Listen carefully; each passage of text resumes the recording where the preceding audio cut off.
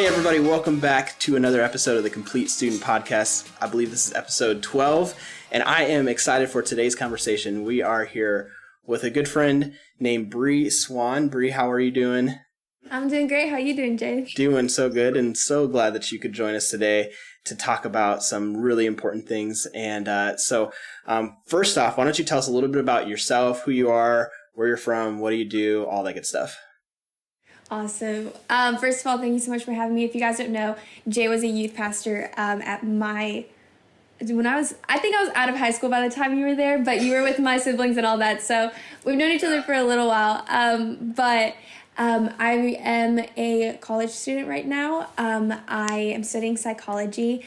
I do TikTok, Instagram content, specifically through writing, music, whatever that looks like. I'm an artist with a heart of worship. And so whatever I produce artistically is typically coming out of just authenticity of me processing through things, and a lot of times just worshiping the Lord in not cheesy and cliche ways, but just really honest and vulnerable ways. Yeah, which is one of the things I love most about you and why I wanted you to have this time with us on our podcast, because I watching you and following you a little bit on social media, I do just really appreciate your authenticity, your heart, and just kind of where you come from, how you bring about different conversations, especially as it relates to the area of relationships and all that stuff. So you recently wrote a book, April Showers, right? Is that the name of it? Yes. Yes. Awesome. I actually ordered a copy for myself yesterday, so Did you I'm excited. really? Yes. So I'm excited to get your book and to start reading that. I think it's going to be a fantastic read. I've heard so many great things about it from other people, so I'm ready to explore it a little bit myself. But tell us a little bit about the inspiration behind your book and why you wrote it. Yep. So I was a reader growing up. I was that weirdo who would go through library books like candy. I loved reading. It got to a point in high school though where I stopped because I recognized that I was using novels specifically as an escape from my reality, which a lot of true readers do, and I think it can be a beautiful thing, but it can also end up being more paralyzing than we realize sometimes. And so for me, it had become sort of paralyzing. And so, interestingly enough, because I loved reading romance novels and watching romance movies, that became my idea of romance. And so, growing up, I grew up with a broken heart, and so by the time I was 13. I think I met this guy and I was like, oh, this is just going to be every novel that I've read and every movie. And I was just like, this is love. And I ended up spending about 5 years all throughout high school, just on and off in this relationship with this boy who was older than me. And through that, I ended up experiencing a lot of ups and downs of what I considered to be love at that time. And it wasn't until I had gone through that experience, an experience with a boy who was actually really decent and not toxic and not manipulative and terrible, I was able to at 19 years old start processing okay, I think this is what real love is, and I think this is what I've been convinced love is through books and movies and what my friends talk about. And through that process, I was able to start seeking the Lord more and saying, okay, you know what? The more that I start learning about this type of love that I actually feel healthy in, and I feel accepted, and I feel just really treasured by, I was it lined up with a lot of descriptions that were in the Bible of what Jesus' love for us looked like. And so through that, I was able to pursue the Lord and say, okay, God, I believe that this is what real love is. I believe this is what you want for me. Please show this to me if you truly do. And through that pursuit, I was able to start experiencing and seeing in just so many beautiful ways, the love of Jesus and what that looks like, not just for the way that he loves us, but the way he calls us to love other people. And so through that, I ended up starting exploring my gift of writing through a gap year that I took after high school. And during that, I started writing spoken word poems, which was about a heartbreak, that first one I did. I won an international, that's my trophy back there. Oh no, it's that one over there. I won runner-up at international champs, and it was just such a weird process for me, because it wasn't the trophy that was like really like shocked me. It was the people who came up to me, and these young girls who were crying, telling me that I had just said what they had experienced in high school too. And it was one of the judges who has a teenage daughter, and he came up to me afterwards and he's like, my daughter needs to hear this. And it was really the way that it pulled people's hearts, and it just like resonated with them, that I was like, whoa, there's something like really powerful here. And I had friends telling me, you should just write a novel, you should just write a novel. So I went ahead, I started writing a novel. At the time I had no platform. It was just me and my family. I was like, okay, like I'm just gonna write this and 20 people will read it and that'll be the end of it. It's fine. And I wrote the whole thing. When I finished writing it, I was going to delete the entire thing, because I was like, no one ever needs to read this. This was a process for me. Too much work to delete it. Exactly. And I felt the Lord telling me, he was like, finish it, just follow through. And so I went through the work of self-publishing, which was a lot of work. And I just remember like going through it, and I was asking the Lord, like, is this even worth it? Like, just like I can just say that I wrote it and I never have to do anything with it. Nobody has to read this. It's really personal. It's really vulnerable. And the week before that it was being released, I had a spoken word that I had posted on my little TikTok account. It's titled Dear Addison Rae, and it blew up with 9 million views. And through that, I had just all of a sudden a platform on TikTok, a platform on Instagram. I had hundreds of people messaging me, telling me they wanted to read this novel that I was about to release.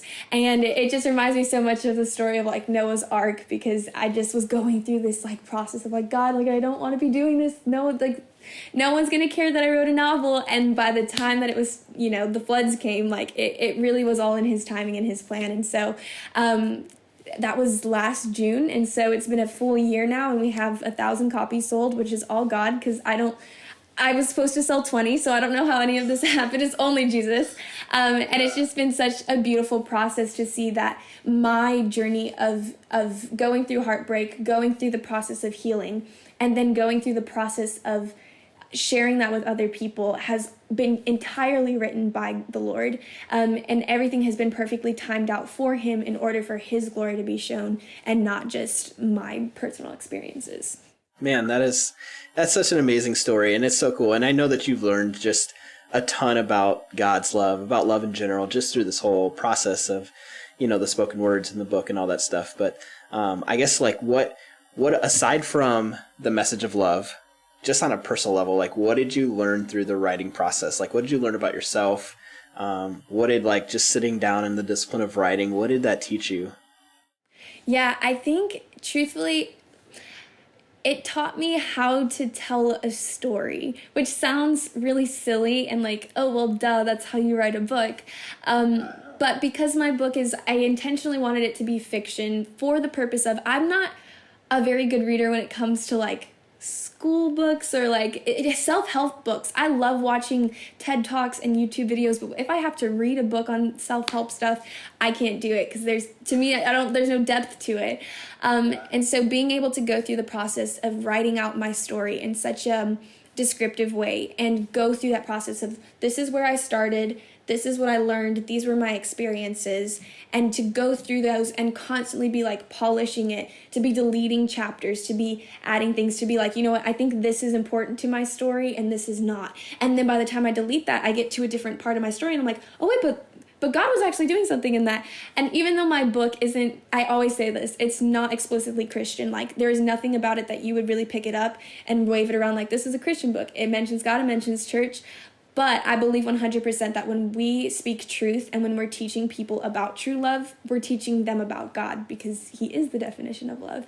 And so being able to go through my story and find him in every single piece helped me not just like be more in awe of the way that he wrote my story, but be able to tell it in such a way that, again, like went through the actual moments where like the Lord intentionally set up this thing to line up with this thing, to line up with this thing, to help me recognize this thing.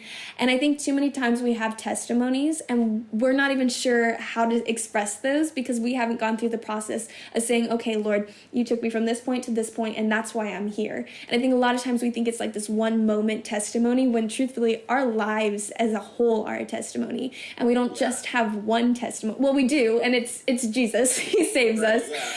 But there's so many different aspects of our lives and the things that we're going to go through that are going to teach us and teach other people and walk them through each of their individual struggles. And so, again, for me, I think going through that, yes, it was difficult as a writer, but I think more than that, it helps me now to even like do podcasts and things like that, where I'm able to tell my story and know exactly like where God was in each moment. Yeah, no, that's absolutely amazing. I love what you said about learning to tell a story, because I think that stories are so important. Not just today, but they've always been important, right? And stories are kind of the thing that like connects us one to another. Like when we hear someone else's story, it allows us to be able to empathize with that person and you get to know that person on a deeper level, to feel like their authenticity is coming through, right? They feel like they're being genuine. So I really like what you said about just learning to tell a story. Like that's so important. And just as we, are just kind of talking about this, your story in particular, and the story of love, I'm just thinking about some of the challenges that we see young people facing, young people like yourself and those who are younger coming up behind you, and some of the challenges that they face when it comes to relationships. And I'm just curious what you think, man. What are some of the unique challenges that students face when it comes to relationships these days? Dude, there's a lot. Where do you start? I think social media plays a huge part in it. I think it's weird. I think, the way we do relationships now for Gen Z is very different than the way our parents did relationships. Different than I did. Exactly. Yes. Everything now is about Snapchat and DMs and dating apps. And I think the culture is it's still fairly new for a lot of us. So we're still navigating it. But I think there's also just such a level of transaction. I think that's the word that I'm looking for. Whether it's, people just want to Snapchat you so you can send them some pictures of yourself and they send you some pictures back and that's it. Or some people just want to hook up and that's their, transaction. Some people just want validation. So I've known people who get on hookup dating apps with no intention of actually dating that person. They just want to talk to that person for validation. They just want people to, swipe right, or is it right or left? I don't know what it is. I don't use these apps, but you're talking to the wrong person. One of those. Swipe the correct way so that it means they like you. And I think more than anything, I think we have, especially with Gen Z, we have such a generation that desperately craves love and to be seen and to be fully known. And I think with our dating culture, we've kind of stripped it of that and we've made everything very shallow, very superficial. Also, we have this mentality where, everything has to be instant gratification. And so we rush into relationships and they burn out quickly. And we rush into talking to people and then it's, we're over it in 10 seconds because we just spent 2 weeks snapping them and seeing their face every single day. And now it's just kind of boring. And so I think that there's just such a beauty to actually developing real relationships with people over dating relationships, because when we get to know people just for who they are and not what they can give us and not what we even imagine them to be or build them up to be in our heads, because, we want to see them as some glamorous person that's going to fix all our problems. When we're able to just see people for who they are, we're not only able to appreciate that, but pour into them instead of wondering what they can give to us. So correct me if I'm wrong, but I've kind of noticed this trend with young people, because like you said, everything is through apps, right? Everything's online, everything's social media, whatever.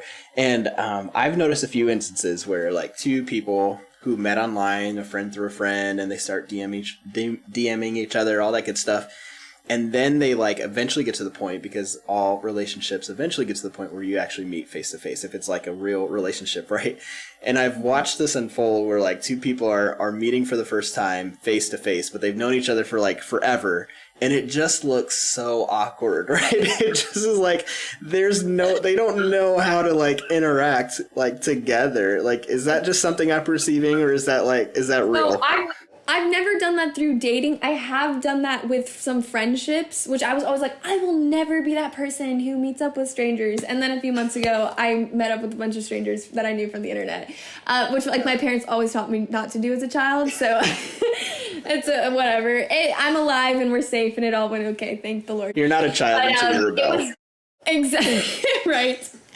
But it was definitely, I remember feeling awkward. My friend Cade Thompson, he sings for like Caleb. He's a Christian artist. I'm sorry, Cade. If he hears that, he's gonna be like, why did you just describe me like that? I said it wrong. But him and I, we were like Instagram friends-ish for a little while. And when we met each other in person, I just remember like the awkwardness of both of us. And we're not dating, it's not like that at all. But it was just, he was the only person that I knew going on this retreat. And so it was so weird because I got to meet all these other people and it was fine and it wasn't awkward. But because me and Cade knew each other before, like there was supposed to be like this weird understanding. Like, yeah, we're friends. But we had never like, it was very awkward. And it's fine now. It took a little bit. But it is such a weird, or you have people who do know each other. I know people from my church who like text each other all day and then they don't talk to each other once they get to church. And that's a whole other weird thing too. And again, I think can't figure that out. No, I don't either. I think it just comes down to that idea of like, oh, if I'm behind the screen, I have some sort of like boldness that I wouldn't have in public. And I think that's actually a bad sign. I think if you know, we say it with like hate comments and all that stuff. If you wouldn't say it to somebody's face, but you feel comfortable saying it behind a screen, or even if you're saying something a little risky, like if you wouldn't say it to their face, there's a reason for that, and you probably need like to rethink what you're doing.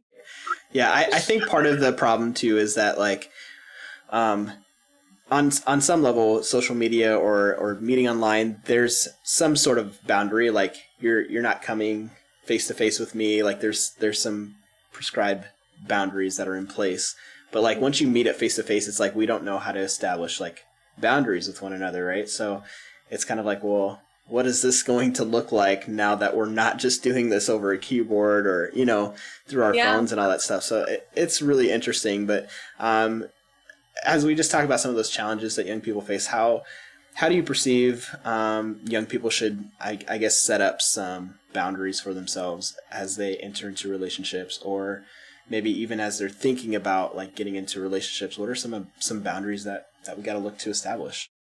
Yeah, I think too many times in church especially, we emphasize physical boundaries and we talk a lot about physical boundaries, like don't have sex before marriage. This is the worst thing in the world. Like you are terrible. And not all churches are like that. I remember being in high school and I was like, y'all calm down. Like Virginity Rocks t-shirts.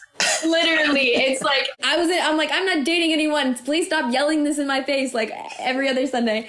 But I think we actually don't talk enough about emotional boundaries. And thankfully, like at Mount Prayer, the church that I go to and Jay was at before, like I felt like they were doing a good job at that. But I remember the church I was at before that, when I was in high school, they never talked about that. It was always physical boundaries, always physical boundaries.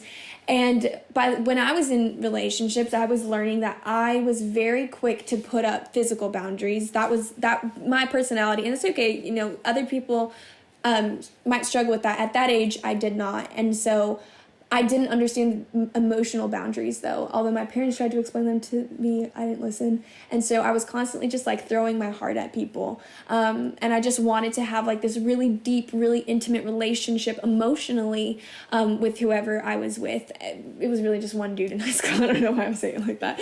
But it's true. Like I wanted this deep connection. I wanted to feel like I was special and he was special and nobody else understood us the way that we understood each other. I wanted to believe, that, he could know all my deepest, darkest secrets that nobody else could handle. And I never even told him those things because I didn't trust him because I knew he would like use them against me.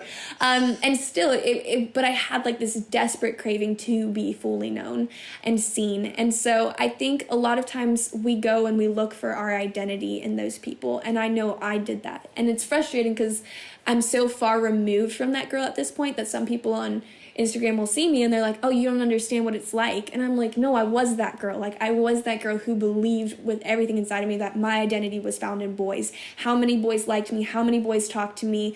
Which boys' attention I was getting? And I believed like that's where my value came from. And so understanding your identity first and knowing yourself really well is super, super important when it comes to relationships, no matter what age you're at, right? Like you have to understand who you are. You have to understand that your value does not come from that person, that they really truly will never, even when you're married, like that person isn't your everything, because they can't be that for you all the time, because they're human just like you're human. And so I just think that really understanding who you are, really understanding what not just physical boundaries look like, but emotional boundaries look like, and understanding what healthy relationships look like and what toxic relationships look like. And not just for the other person, but for yourself, because we all have toxic habits that we don't recognize, and we want to point the finger at the other person and say, oh, well, you're terrible and you're manipulative. And then this person's like, okay, but you have anger issues and you get mad at me every 5 seconds. And it's like, okay, well, I see the point. And I truly believe that the most important thing, yes, is Jesus, but is also having mentors in your life who are going to help guide you through that. Because we want to say, oh, just go to Jesus. But there's a certain level of spiritual immaturity that comes with being a teenager, and that's okay because we're supposed to be growing in that. But having mentors in your life who you trust and you can talk to and who are wise and who you respect, they'll help you walk through those things even when you're confused and you don't truly understand how to navigate them. Because yes, going and reading your Bible, definitely do that. But if you're confused and you feel like you're not getting answers from Jesus, have a mentor to go to who's going to pour into you and help walk you through those things, like right in those moments. No, that's a lot of good wisdom that you're sharing with us, Bri, and I appreciate it. And one of the things that I'm noticing through this conversation, and I wanted to get to it, but you're jumping into it already, is that a lot of it has to do with like our own self personally, right? Like in order to have a successful relationship, we've got to work on ourselves first, right? And so I think you've alluded to it with finding mentors, with establishing boundaries. But in your opinion, what are some other practical steps, like really practical steps that young people can begin to take to prepare themselves before they enter into their next relationship? Yes. So it might be a little too personal, but I'll talk about some of the steps that like I'm taking. And so for me, like, first of all, I haven't been in a few months, I'm not going to lie, but I go to therapy, and I'm a huge advocate for therapy. And I know not everyone is. Some people are like, oh, you either choose Jesus or you choose therapy. And I'm like, what about Jesus and therapy? God is the author of science. He created working through us. Other people. Exactly. He gave us community. He gave us science and brains that can understand how brains work. Like, there's a reason for this, and he's given us tools for that. And so for me, going to therapy has uprooted a lot of ugly things that I didn't want to have to deal with, but necessary things that I have to deal with. And so I've been going through several years, honestly, of trying to understand myself and help not just like fix myself, but allow myself the space to walk through difficult things that I haven't walked through and I've avoided walking through for several years now. And so for me specifically, like, I've dated a few times in the past 3 years, but I haven't had a like real relationship. And part of that though is because I understand that I'm not fully ready for those types of things. And they usually happen when I start getting into the dating process. I'll be like, okay, here's a person I'm going to start dating. And then the moment that I realize that, like, all these, like, things, like, one after another, like, boom, boom, boom, boom, like, all these insecurities come up, all these, like, anger issues, like, all these things just, like, rise up within me. And I'm like, oh, no, I need Jesus. And so I recognize, like, okay, I have a lot of things to work on.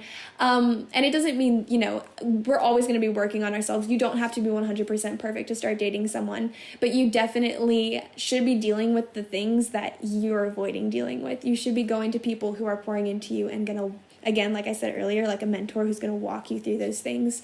Yeah. You might say, I really like this person, but I also get like super, super sad if they ignore me that day, or I feel like they didn't give me enough attention.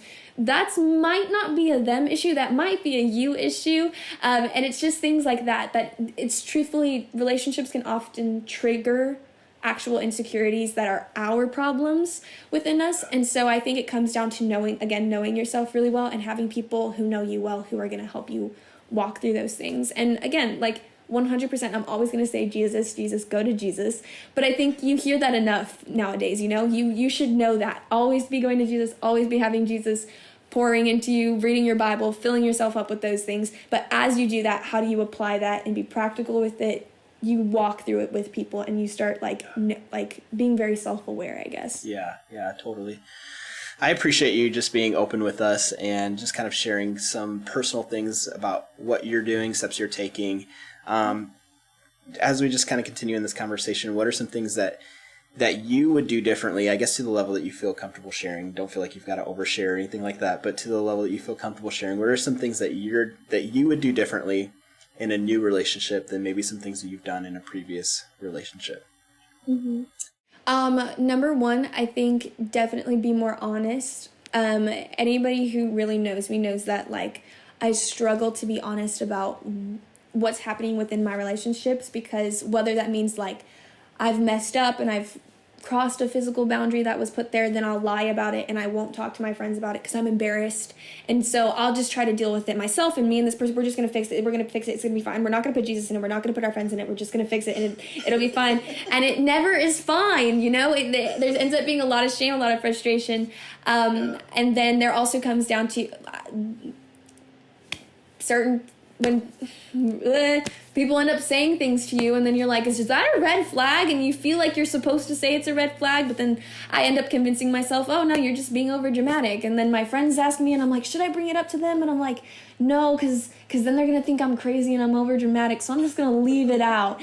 And then by the time the relationship's over, I end up telling my friends, okay, so actually here's all the stuff that I thought was a red flag. This is what like messed up, blah blah. And they end up being like shocked and like not angry with me, but just angry, like, why didn't you trust me with that? Why didn't you just share that with me? And so more than anything, I think there have been a lot of things in relationships that I have walked through alone that I didn't have to walk through alone.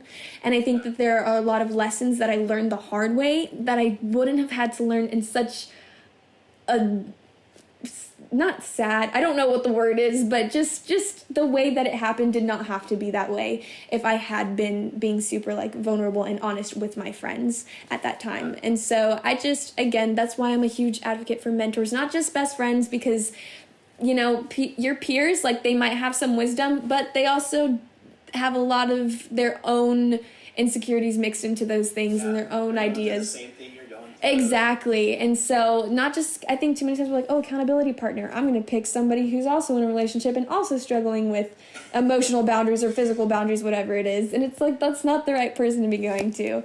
Yes, you want to be honest with them, but don't be taking advice from them. And so, yeah, I know for a fact that by the time I'm dating again and all that stuff, I have to be like on top of that, where I'm like, okay, I have to be honest. I have to be held accountable.